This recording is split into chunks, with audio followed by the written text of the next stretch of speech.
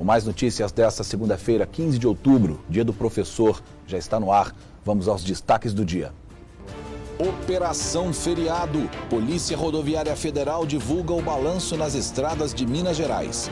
Tivemos também um incremento aí no número de ônibus que passaram para Romaria de Nossa Senhora Aparecida. Mesmo assim, a Polícia Rodoviária Federal conseguiu apresentar números muito bons. Comida inusitada. Pesquisadores da UFMG em Montes Claros desenvolvem uma farinha à base de insetos. Os ingredientes são grilos, larvas e baratas. A nossa pesquisa busca aumentar a disponibilidade de proteína para alimentação, seja de animais, seja de humanos.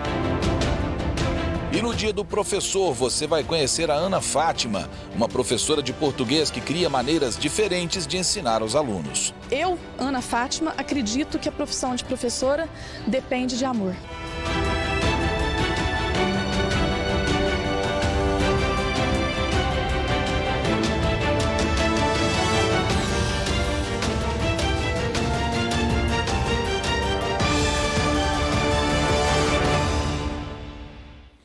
O Mais Notícias de hoje começa mostrando que foi enterrado no fim de semana, em Passos, no sudoeste de Minas, o corpo do bebê de 1 ano de idade, que foi atropelado por um carro. Esse carro era dirigido por um adolescente de 15 anos. A criança e os pais foram atropelados quando estavam na calçada.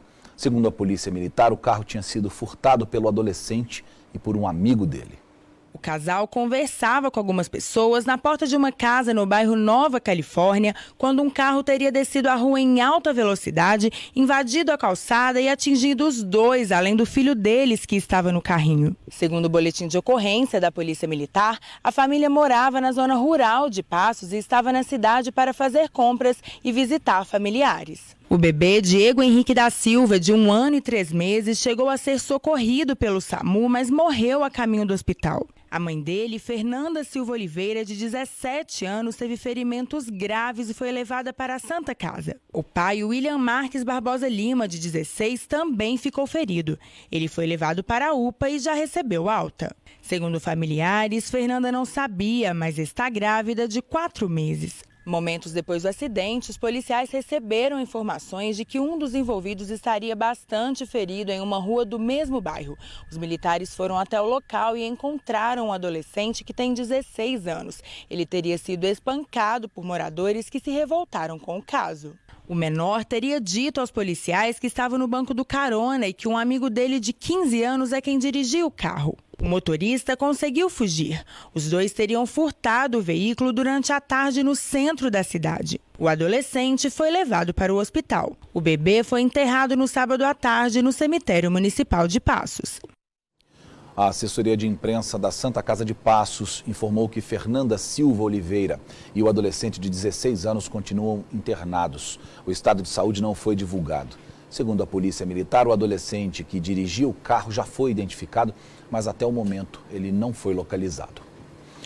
Uma mulher morreu atropelada por um caminhão hoje de manhã em Eloy Mendes, no sul de Minas. Segundo a Polícia Militar, Maria Célia da Silva escorregou quando atravessava a rua e caiu na frente do veículo. Uma notícia muito triste, infelizmente uma verdadeira fatalidade, isso que aconteceu hoje pela manhã na cidade de Eloy Mendes. Foi por volta de 8h30, a câmera de segurança de um comércio próximo registrou o momento do acidente. A gente pode acompanhar aí uma senhora de 63 anos, Maria Célia da Silva. Ela foi atropelada por um caminhão quando tentava atravessar a rua. Ela foi socorrida ali num primeiro momento por populares, até o próprio motorista do caminhão, um senhor também de 76 anos, tentou ajudar, mas quando a equipe do SAMU chegou ao local, já não havia mais nada a ser feito. A dona Maria Célia já estava sem vida. O motorista foi ouvido pela polícia e disse que viu o momento em que ela começou a atravessar a rua. Ele disse que parou no pare obrigatório, na sinalização, esperou ela terminar a travessia para só depois sair. Foi nesse momento em que ele a atropelou. Disse para a polícia que não viu de maneira alguma o momento em que atingiu a idosa. Populares, vizinhos, pessoas que moram ali perto, gritaram para ele que ele tinha atropelado. Aí sim ele acabou tirando tirando o caminhão e parando um pouco mais à frente. Ele teve que ser retirado do local pelos policiais, porque, segundo consta no boletim de ocorrência, familiares dessa idosa estiveram lá com os ânimos muito exaltados e esse motorista chegou até a passar mal. Teve que ser levado ao hospital porque ficou muito traumatizado com tudo isso que aconteceu. Como eu disse lá no início, uma triste notícia que infelizmente nós temos que dar. Uma idosa de 63 anos que morreu atropelada na cidade de Eloy Mendes. E também hoje de manhã, 6 pessoas de uma mesma família morreram num grave acidente na BR-381, em São Gonçalo do Rio Abaixo, na região central do estado. A van e a carreta bateram de frente neste trecho da BR-381 em São Gonçalo do Rio Abaixo, na região central do estado. A principal suspeita é que o motorista da van tenha dormido ao volante. Acabou invadindo a pista contrária e atingiu a parte traseira da carreta. O motorista da carreta também perdeu o controle da direção e o veículo caiu em um barranco na margem oposta da rodovia. Por sorte, nem ele nem o passageiro ficaram feridos. 6 pessoas que estavam na van morreram na hora. Todas elas estavam do lado esquerdo, atrás do motorista. O homem de 54 anos foi socorrido em estado grave e levado de helicóptero para o Hospital João 23, em Belo Horizonte. 10 pessoas ficaram feridas e foram encaminhadas pelas equipes de resgate para o Hospital de João Monlevade, também na região central do estado. A van transportava uma família inteira que voltava de Brasília, onde teria comemorado o aniversário de um parente durante o final de semana, e seguiriam para Manhuaçu, na zona da Mata Mineira. A próxima notícia vem de Espinosa, no norte de Minas. Um casal foi preso suspeito de matar um homem a golpes de madeira e de facão. As prisões dos suspeitos aconteceram quase que por acaso, viu? Foi o seguinte: a polícia fazia patrulhamento de rotina pela MG 122 quando os militares viram uma moto às margens da rodovia. Perto dali havia um homem caído, muito machucado. Durante a abordagem, esse homem, que tem 37 anos, disse para a polícia que não estava com a documentação do veículo. Mas, ao consultar a placa, os militares descobriram que a moto estava no nome de Valdemar Batista Souza, de 68 anos. O idoso havia sido morto horas antes daquela abordagem em Espinosa, aqui no norte do estado. Durante uma conversa, o suspeito teria assumido o crime e disse que tentava fugir da cidade quando perdeu o controle da moto e caiu. Ele acabou indicando também uma segunda suspeita, que é a mulher dele. Ela foi encontrada na casa de um irmão em Espinosa. A mulher não reagiu à abordagem, mas negou o crime. Segundo a PM, o casal era vizinho da vítima na comunidade de Barreiro há muitos anos e sempre tiveram problemas. Na manhã deste sábado, os dois foram até a casa da vítima para tirar satisfações. A conversa virou uma confusão e os suspeitos partiram para cima do idoso. O homem foi morto com golpes de facão e também a pauladas. Esse material também foi encontrado e apreendido pelos militares. Os suspeitos foram presos em flagrante e levados para a delegacia da cidade de Janaúba. E a Polícia Rodoviária Federal divulgou hoje o balanço da Operação Nossa Senhora Aparecida, em alusão ao feriado de 12 de outubro, sexta-feira. O feriado foi marcado por acidentes em várias regiões do estado. No sul de Minas, 2 pessoas ficaram feridas num acidente envolvendo 2 carros e 2 motos na BR-354 em São Lourenço. Segundo os bombeiros, os feridos estavam nas motos. Um deles teve fratura nas 2 pernas e foi internado no Hospital Regional de Varginha. O outro teve escoriações leves e foi levado para o Hospital de São Lourenço.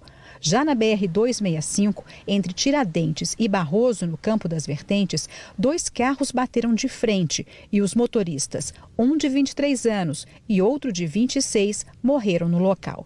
3 passageiras de um dos carros ficaram feridas, uma delas em estado grave. A Polícia Rodoviária Federal de Juiz de Fora registrou 18 acidentes nas BRs 040, entre a divisa com o estado do Rio e Congonhas, e 267, entre Bicas e Caxambu. Os registros foram feitos durante a Operação Nossa Senhora Aparecida, realizada de quinta-feira a domingo. No ano passado, no mesmo feriado, foram 16 ocorrências. Apesar do número ter aumentado, o balanço da Polícia Rodoviária Federal é positivo, já que nenhuma ocorrência foi considerada grave. A Polícia Rodoviária Federal intensificou o número de fiscalização. Hoje a 5ª Delegacia abrange também o sul de Minas, que é a região de Caxambu. E tivemos também um incremento aí no número de ônibus que passaram para Romaria de Nossa Senhora Aparecida. Mesmo assim, a Polícia Rodoviária Federal conseguiu apresentar números muito bons. O movimento na BR-040 começou na quinta-feira pela manhã. O retorno dos motoristas aconteceu durante o domingo. À noite, o tráfego era intenso, tanto no sentido de Belo Horizonte quanto no do Rio de Janeiro. A concessionária responsável pelo trecho privatizado da BR-040 entre Juiz de Fora e Brasília calcula que 480 mil veículos passaram pela estrada durante o feriado. Segundo a Polícia Rodoviária Federal, a chuva e a imprudência foram as principais causas dos acidentes. Além de um fator adverso, que foi o fator climático, que existiram chuvas nos locais fiscalizados pela Polícia Rodoviária Federal no trecho, também foi a questão da ultrapassagem em locais indevidos e também do excesso de velocidade, que foi constatado por 2.085 imagens realizadas pelos policiais rodoviários federais pelos radares móveis. Segundo a Polícia Rodoviária Federal, nos 3 dias da Operação Nossa Senhora da Aparecida, foram registrados 128 acidentes nos pouco mais de 7.600 quilômetros de rodovias federais que cortam o estado de Minas Gerais.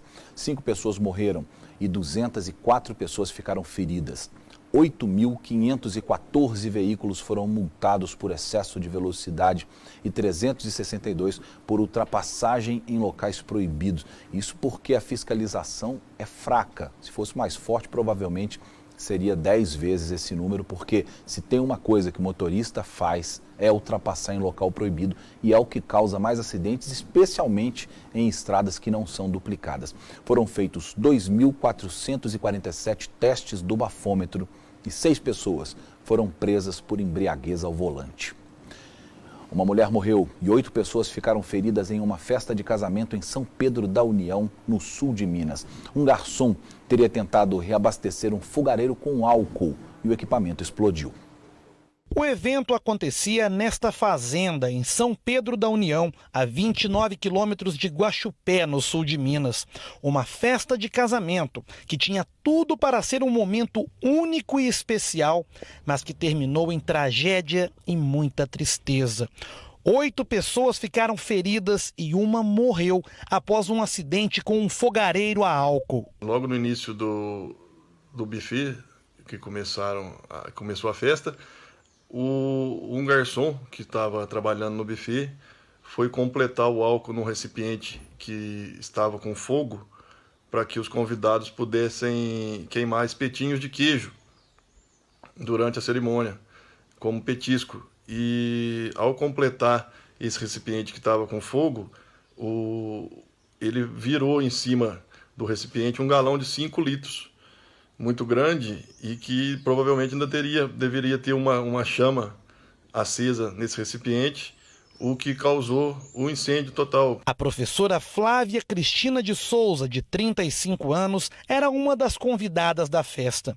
Ela estava na mesa atingida pelas chamas e teve queimaduras de 3º grau na cabeça e no tórax. Flávia deu entrada na Santa Casa de Guaxupé em estado grave, mas não resistiu e morreu pouco depois. O corpo de Flávia foi enterrado na tarde de ontem. Ela era casada há 3 anos e ainda não tinha filhos. Foi uma total irresponsabilidade, falta de preparo do garçom contratado pelo buffet. Além dela, outros 7 convidados e o garçom foram levados para o hospital. As vítimas foram socorridas por pessoas que estavam na festa. Como não tinha celular, não pegava celular no local do evento, as pessoas mesmo que estavam ali, os convidados, providenciaram o transporte dos feridos para a Santa Casa de Guaxupé. Após o SAMU ser acionado, mas quando chegou no local todos já tinham sido transferidos. 3 pessoas permanecem internadas com queimaduras por todo o corpo. Outras 4 que tiveram ferimentos mais leves já receberam alta. Graziela é uma delas. Apesar dos ferimentos no rosto e vários curativos pelo corpo, ela já está em casa e lembra com tristeza o que aconteceu. Eu achei que eu ia morrer. eu vi a minha vida acabar ali. E parecia cena de filme de terror, as pessoas correndo, pulando num laguinho que tinha lá, porque as roupas estavam pegando fogo. De acordo com o boletim de ocorrência feito pela PM, convidados relataram que não havia extintores de incêndio no local. Tentamos contato por telefone com o responsável pelo buffet que organizou a festa, mas ele não atendeu as ligações. Deixa seu recado, você só será tarifado após o sinal. A polícia tentou encontrar o garçom que causou o acidente.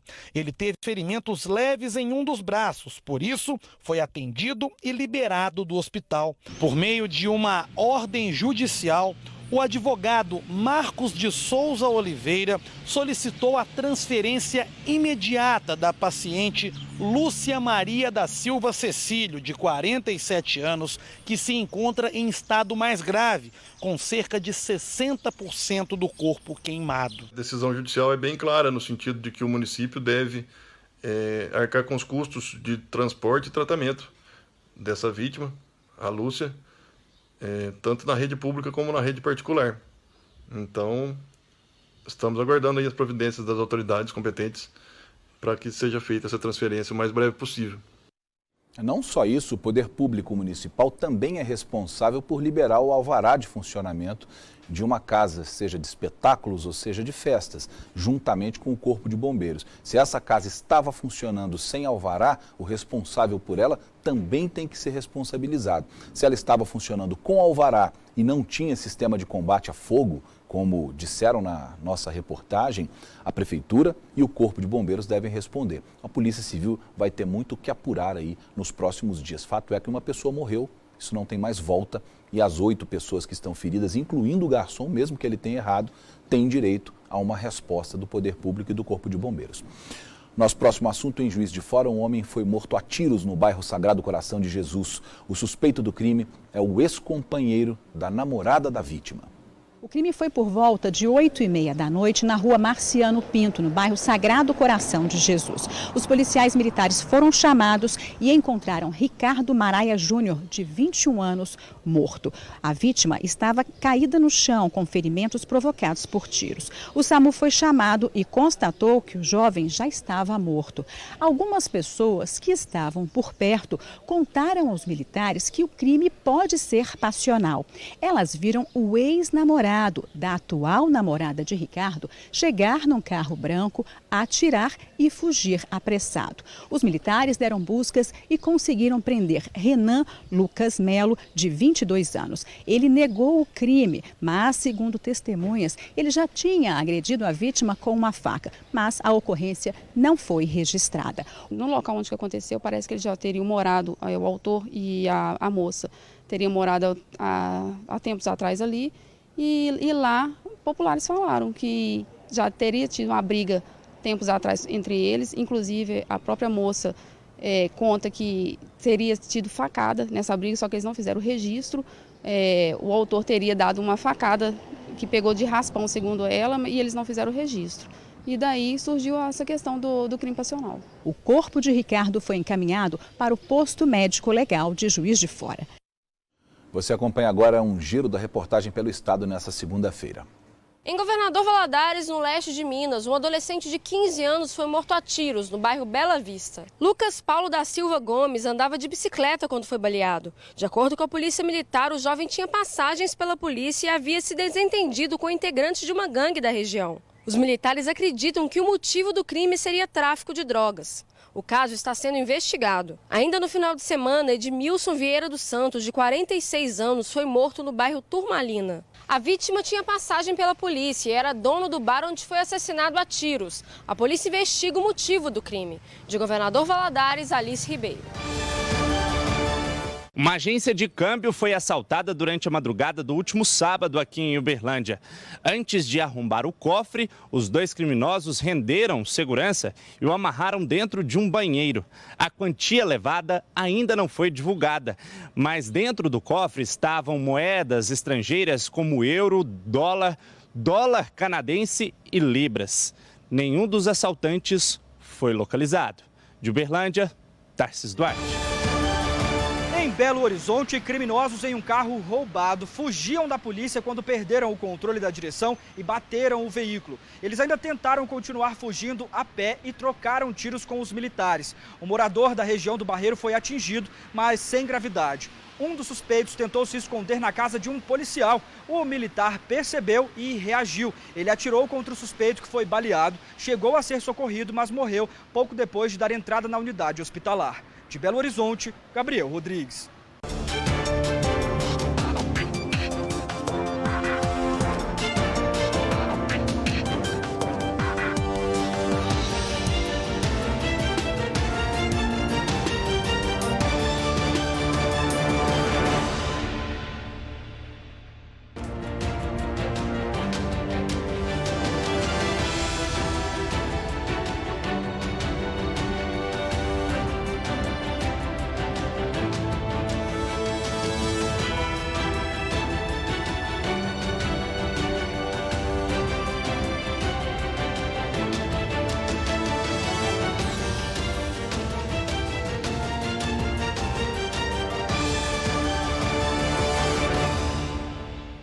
E o assunto agora é economia e é um tema recorrente na cobertura das nossas reportagens aqui na Rede Mais. Os passageiros não estão satisfeitos com os valores cobrados pelas companhias aéreas para despachar bagagem nos aeroportos brasileiros.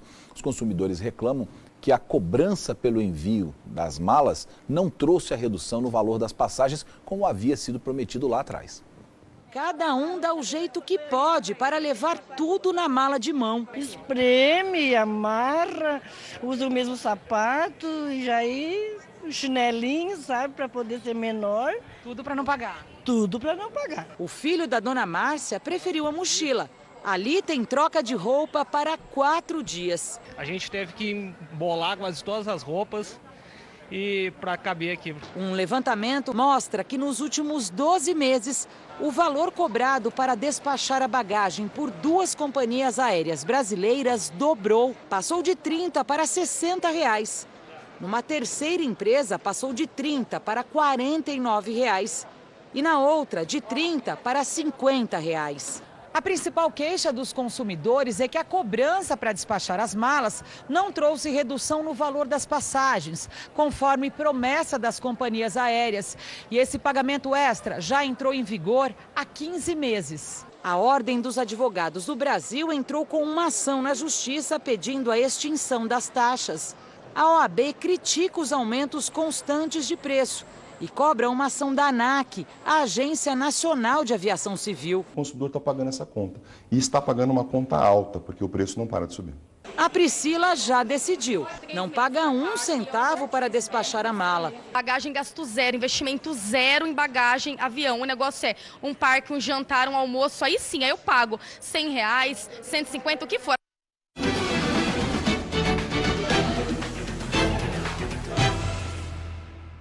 No próximo sábado, dia 20 de outubro, às 1h20 da tarde, a Record TV Minas vai reunir em um debate os 2 candidatos ao governo de Minas que passaram para o segundo turno das eleições. Isso para ajudar você, eleitor, a definir o seu voto de forma mais consciente. Eleições 2018. Debate com os candidatos ao governo de Minas Gerais, Antônio Anastasia e Romeu Zema. Na reta final do segundo turno, é a oportunidade para você ouvir ideias, propostas e decidir na urna quem vai comandar o estado pelos próximos 4 anos. Em dia e horário alternativos. Sábado, 20 de outubro, ao vivo, a partir de 1h20 da tarde. Eleições 2018. O voto na Record. Portanto, sábado agora, próximo sábado, dia 20 de outubro, às 13h20, 1h20 da tarde, aqui na tela da Rede Mais. Agora nós vamos falar da agenda de amanhã dos candidatos ao governo de Minas. Antônio Anastasia, da coligação Reconstruir Minas, visita a Associação de Pais e Amigos de Excepcionais, a APAI, em Belo Horizonte. E Romeu Zema, do Novo, não divulgou a agenda.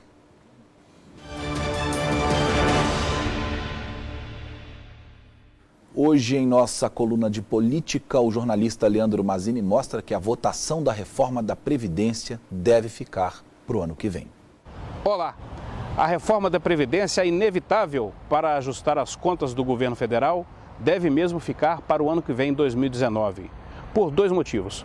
Por decisão do presidente Michel Temer, que quer esperar o próximo presidente eleito, seja ele Jair Bolsonaro, do PSL, ou Fernando Haddad, do PT. E segundo, porque há um clima de velório aqui no Congresso Nacional, na base governista atual de Michel Temer. Muitos deputados importantes, inclusive líderes aí e vice-líderes, não foram reeleitos e já estão limpando as suas gavetas para deixar o Congresso em dezembro. Não há clima, não há mobilização, é cada um cuidando de si agora. E as contas do governo que esperem, mas não por muito tempo. Vai ser inevitável que o próximo presidente da República faça uma reforma paliativa ou não, porque o ajuste é urgente. Leandro Mazzini, de Brasília.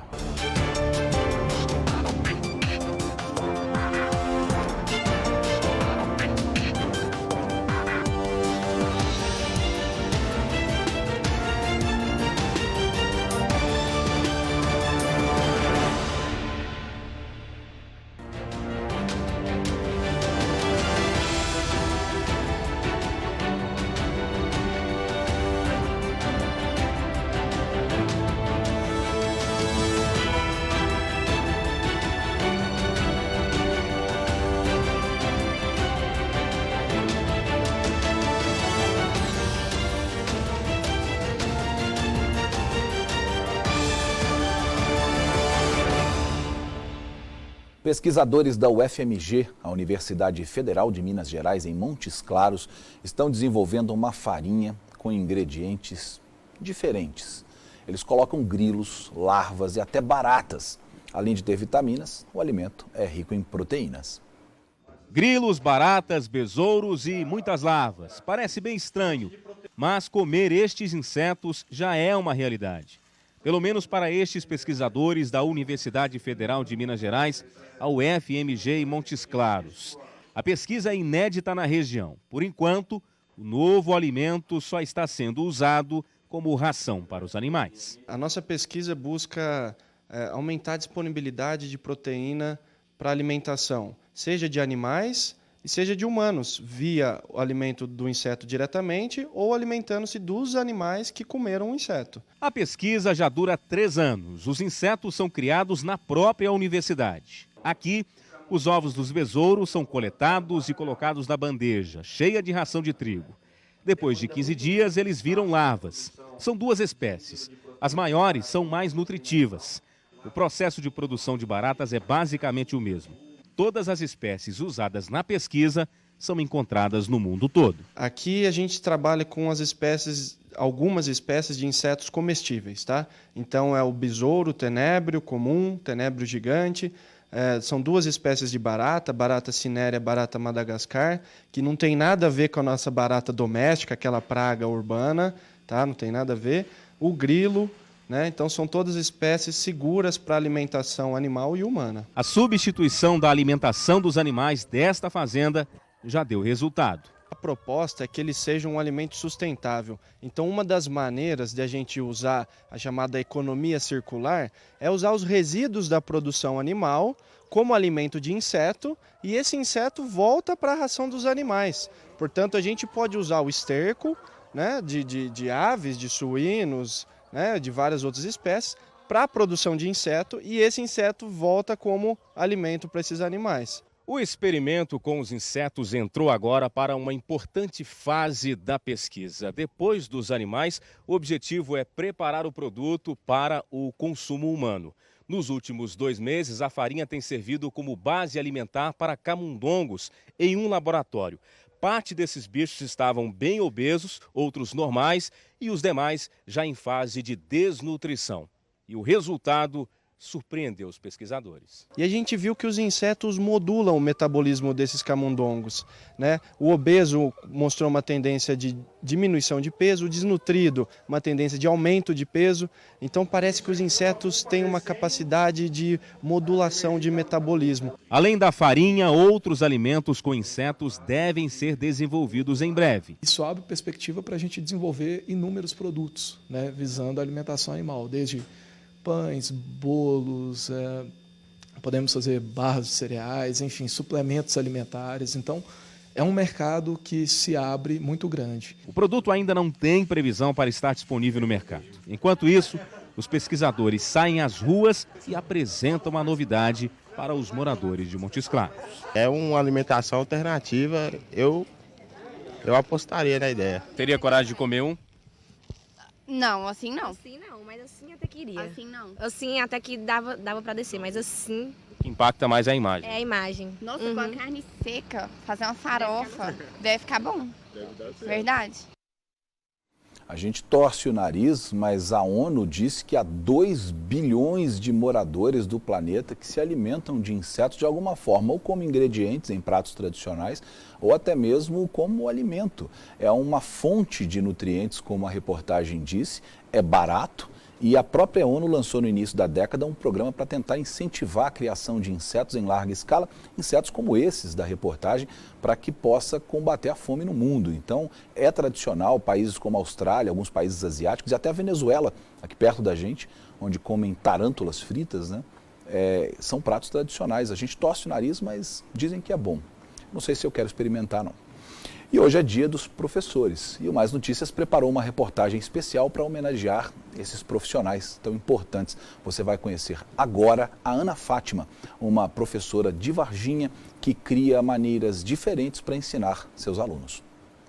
Uma sala de aula como tantas outras espalhadas por escolas de todo o Brasil. Alunos, cadernos, carteiras, um quadro e em destaque a professora. Alguém conhece Lambari?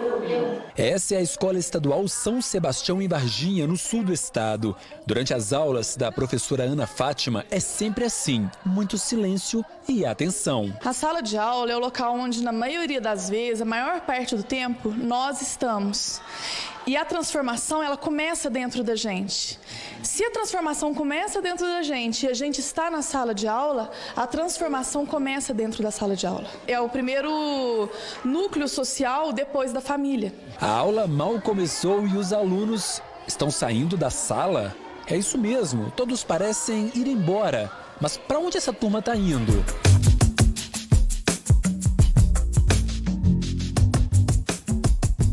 Minutos depois começamos a entender o que estava realmente acontecendo. Desta vez, a aula foi em um local bem diferente, uma pista de skate. O assunto, poesia. Fio fino que à toa escapa.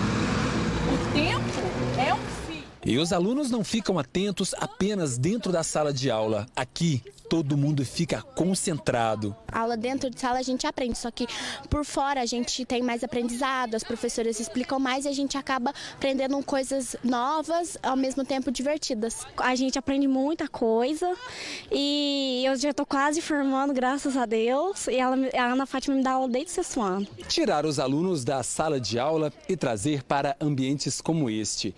Esta é uma das táticas da professora para atrair a atenção dos estudantes. Pelo menos uma vez por mês, eles vêm aqui para a pista de skate. E aqui eles têm uma aula bem diferente. E ela faz de tudo para tentar mudar a realidade dos alunos e ensinar de uma forma bem diferente. Vale até se fantasiar.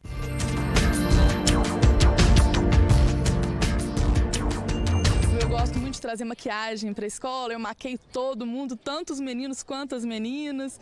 A gente faz... Às vezes eu levo muita música para a sala de aula, porque é lógico, né? Língua portuguesa, a gente acaba trabalhando muita literatura. A Ana Fátima já é professora de português há 22 anos. Já estudou música, se formou em jornalismo, mas foi lecionando que ela se encontrou de verdade.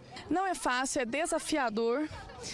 É só com afeto, com carinho que a gente consegue. Apesar de todos estes desafios, a professora fala que ainda precisa lidar com a falta de valorização do trabalho. Infelizmente, a desvalorização ainda é grande, a não valorização, que eu acho que, às vezes, de repente, até pior do que a desvalorização é a não valorização. É a não importância que deveria ser dada. Mesmo assim, ela acredita que a recompensa é maior. A professora coleciona elogios dos alunos. Ela ensina bastante a gente, quando a gente precisa de ajuda, ela vai ajudar. E ela é uma professora engraçada, que não dá muito sermão. E o objetivo dela é que os alunos saiam de lá aprendendo alguma coisa. Ela já foi na minha casa, ela é tudo de bom. Nossa, ela é uma professora muito legal, eu gosto muito dela. O Wellington se mudou para Varginha há um mês e confessa que já está encantado pelo trabalho da professora Ana. Ela apresenta visões sobre quem a gente é, o que a gente quer ser, política, essas coisas, ela dá uma ideia bem legal. E o carinho ultrapassa o tempo e os tempos de sala de aula. A Júlia foi aluna da Ana Fátima e diz que jamais vai esquecer do carinho dela. Eu conheci a Ana Fátima no conservatório. A gente tinha aulas juntas e na época eu estava precisando de uma professora particular e ela me disse que ela era professora e daí eu perguntei se ela podia me dar aula. E desde então eu posso falar que eu fiz uma amiga, que a Ana Fátima é uma ótima pessoa, ela é muito engraçada, muito de bem com a vida. E como professora, eu acho que ela foi uma das melhores que eu já tive. Porque ela ensina, além do que está nos livros, ela ensina a desenvolver um senso crítico da realidade. O Bruno já é estudante de economia, mas diz se lembrar bem da professora que teve por mais de 5 anos. Ela procura fugir daquela metodologia simples, ela procura inovar para atrair os alunos para a aula dela. E tá mostrando conteúdo que a gente deve aprender, né? Aliás, ele acha que só conseguiu uma vaga na Universidade Federal graças ao apoio e dedicação da Ana. Eu tava há 1 ano já tinha formado, tava sem aquele ritmo de estudo, então eu corri pra Ana, falei, Ana, pelo amor de Deus, me ajuda em português, eu tô muito fraco. E sugeri, né? Eu falei, eu posso te mandar algumas redações, você vai me dando alguns toques, vai me aconselhando. E ela foi total prestativa, me ajudou muito. Ela foi uma peça-chave do meu ingresso na faculdade. E no dia em que é comemorado o Dia do Professor, os alunos dizem entender a importância destes profissionais que podem mudar vidas. Eu acho os professores super importantes porque eles vão fazer a gente alguma coisa na vida. O professor vai levar a gente para um caminho bom e vai ensinar uma profissão que a gente pode escolher qualquer profissão, só que a gente tem que ter eles por perto para ajudar a gente. A Ana afirma que todo reconhecimento serve de combustível para que ela continue ajudando a formar cidadãos.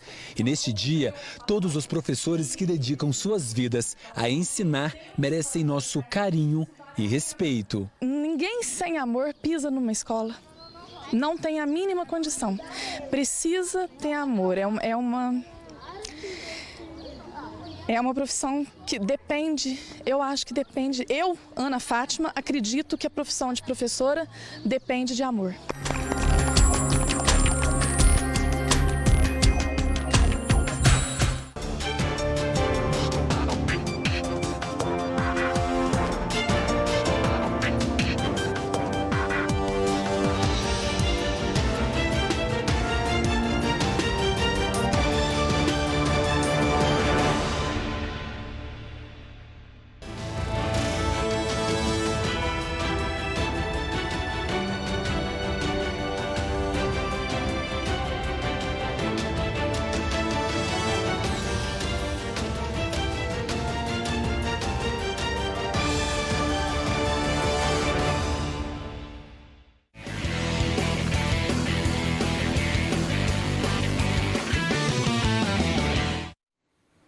Muito bem, fim de semana de rodada do Campeonato Brasileiro, a bola rolou. Letícia Reis, boa noite para você. Boa noite para você também, Luiz. Vamos começar falando do Clássico Mineiro, Atlético e América. Vamos lá, um empate que não foi bom para nenhum dos times, xoxo. Né? Xoxo, sem gols. Vamos dar destaque para os goleiros, né, nessa partida. Mas que o Vitor pegou muito, né? Exatamente, um empate sem gols, mas que não favoreceu nenhuma das equipes. O América agora está a 2 pontos só da zona do rebaixamento e o Atlético ainda está na 6ª posição, mas está vendo o Santos chegar na cola. Antes do jogo começar, 40 mulheres entraram em campo com os jogadores do Atlético, em uma ação importante em prol do Outubro Rosa. Quando a bola rolou, o América começou ligado e logo aos 2 minutos teve a primeira chance. Quem não parecia muito atento era Gerson Magrão, que quase deu um presente para o Galo. Lá na frente, o Coelho continuava dando trabalho. Pelo lado do Atlético, o jogador mais lúcido era Tomás Andrade. E quem mais trabalhava era Vitor. O inspirado Mateuzinho causava uma dor de cabeça danada na defesa atleticana. E em mais uma bobeira da defesa do Coelho, Luan até chegou a driblar João Ricardo, mas não conseguiu marcar. Na segunda etapa, o América continuou dando trabalho para Vitor. O goleiro do Galo ia se desdobrando para evitar o gol do Coelho. Quando o Atlético conseguiu uma boa jogada, Ricardo Oliveira livre mandou por cima. Lá atrás, o camisa 1 alvinegro continuava salvando a pele do Galo. Mas se o Atlético tinha Vitor, o América tinha João Ricardo. Ele também foi responsável para que o jogo terminasse como começou, 0-0. Hoje nós tivemos um volume bom e situações para fazer o gol. Agora, do outro lado tem um belíssimo goleiro, como o nosso também fez uma grande defesa, né? O João fez uma ótima defesa ali no finalzinho. Fizemos um grande jogo, merecíamos um resultado melhor. Quem esteve aqui no estádio viu que empenho não faltou. Mas realmente aquela liga, aquela dinâmica em que acontece a sintonia, as trocas, o entrosamento, a gente vê que isso tá uma engrenagem que não está funcionando com fluidez. Então, a gente lamenta, o que a gente pode fazer é trabalhar, analisamos, estamos dia a dia ali melhorando. Respeito demais a opinião do torcedor, acho que o torcedor tem toda a liberdade de criticar, de ver o que ele, de expressar a opinião dele. Olha, o Atlético com 46 pontos, então, em sexto lugar, contra 42 pontos do Santos, que está em sétimo lugar. Eles têm o mesmo número de jogos, né?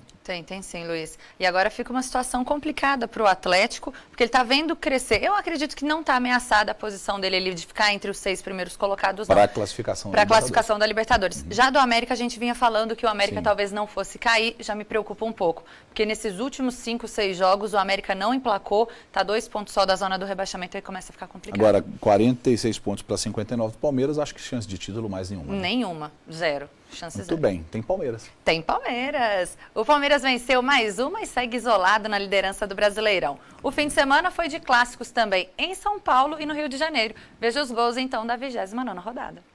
Clássico carioca no Maracanã. O Flamengo atropelou o Fluminense. O colombiano Uribe marcou os 2 primeiros. O terceiro gol foi do zagueiro Léo Duarte. No Pacaembu, o Santos derrotou o time misto do Corinthians. Gabriel Barbosa marcou o 14º gol dele no Brasileirão. Chapecoense e Vitória se enfrentaram na Arena Condá. O time baiano venceu com um gol de Lucas Fernandes. Em Pituaçu, gol só no final do segundo tempo. Ambos de Vinícius do Bahia, que afundaram ainda mais o Paraná na lanterna do Brasileirão. O Palmeiras de Felipão já conta com 14 jogos de invencibilidade no Brasileirão. Desta vez, a vítima foi o Grêmio, em São Paulo. Autor dos 2 gols, Daverson recebeu elogio do treinador. Duvido um zagueiro que goste de jogar contra ele. É muito chato. Se ele tomar um chá de maracujina antes do jogo, ele vai muito bem. No Beira-Rio, Lisiero abriu o placar para o São Paulo. Leandro Damião subiu para empatar o jogo. Depois, o atacante do Internacional se esticou para marcar o gol da virada.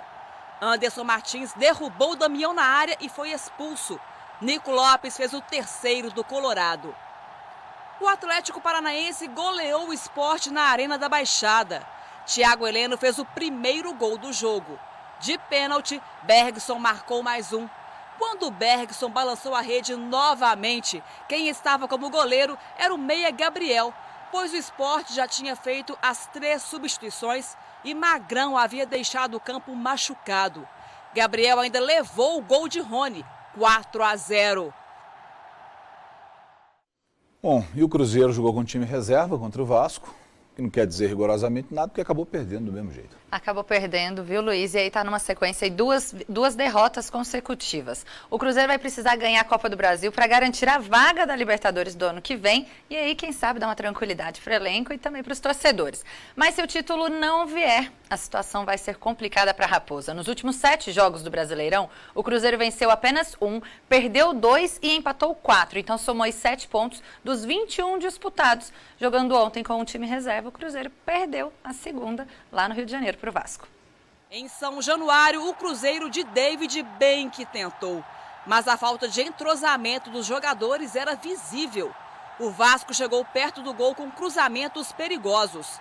No segundo tempo, mais uma bola cruzada e desta vez, Iago Pikachu não perdoou. O time celeste partiu para o ataque em busca do empate. Quase chegou lá com o argentino Mancoejo. E neste escanteio perigoso. Mas foi o Vasco quem balançou a rede outra vez. Maxi Lopes ganhou a dividida com Lucas Silva e marcou. Neste chute de fora da área, Lucas Silva tentou se redimir. No final da partida, Rafael fez belas defesas e evitou um placar ainda maior. Final, Vasco 2, Cruzeiro 0. Está dentro desse pacote todo, né, de ter que trocar tanta gente, de ter que estrear jogadores hoje, de ter que usar jogadores do Sub-20. Brasileiro, nós vamos voltar a jogar depois aí que passar a quarta-feira, e se Deus quiser, tudo isso, todo esse sacrifício que a gente está fazendo, todas essas opções que nós tivemos que fazer sejam premiadas com a conquista do título na quarta-feira. Luiz, agora você quer uma boa notícia? Por favor. Olha só, o Mano Menezes, o técnico, confirmou a presença de Arrascaeta, pelo menos, no banco de reservas da final da Copa do Brasil contra o Corinthians na quarta-feira. O jogador está do outro lado do planeta, a serviço da seleção uruguaia, que enfrenta o Japão amanhã, mas pode ser aí uma surpresa no jogo. Ele vai ficar no banco, certamente. Se ele estiver inteiro, se ele estiver cansado, se ele estiver com a perna só, ele vai ficar no banco. É um momento de sacrifício de todo mundo, né? E também de reforçar a confiança que temos neles. Eles são grandes jogadores, os grandes jogadores, esses momentos são feitos para eles que são os protagonistas. Letícia, ter Arrascaeta no banco, obviamente, não é garantia de que o time vai ganhar o jogo, ganhar o título, mas é garantia de que o time vai ficar mais competitivo. Mais competitivo e vai dar mais tranquilidade para segurar o resultado, porque o Cruzeiro tem a vantagem, então vai dar aquela segurada. Vamos ver, né? Eu vou torcer para o Cruzeiro. Mais um dia para falar. Muito obrigado, Mick Jagger. Boa noite para você. Para você também, Luiz. Para você que está em casa, uma boa noite. Nós ficamos por aqui. A gente volta amanhã com mais notícias. Boa noite, até amanhã.